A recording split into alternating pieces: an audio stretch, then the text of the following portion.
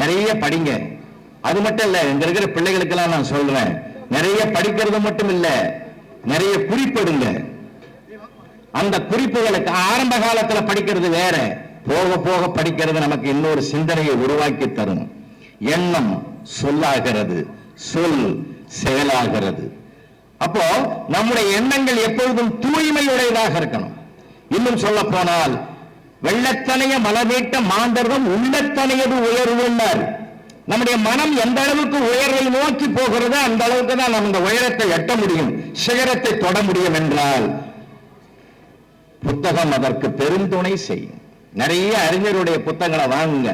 உலக வரலாற்றில் என்ன தெரியுமா, 2 பெரியவர்கள் உள்ளே நுழைந்து அவர்கள் வாசிக்கிற வரையில் அந்த நூலகம் திறந்திருக்கும்.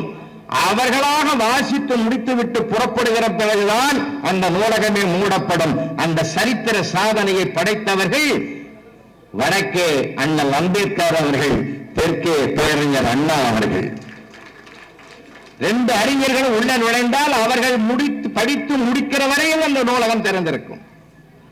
உங்களுக்கு வரலாறுகளை நிறைய பேர் சொல்லி இருப்பார்கள். பகத்சிங் கூட சிறையில் இருக்கிற போது தனக்கு இட்ட தூக்கு தண்டனையை கொஞ்ச நேரம் தள்ளி வைக்க சொன்னான்.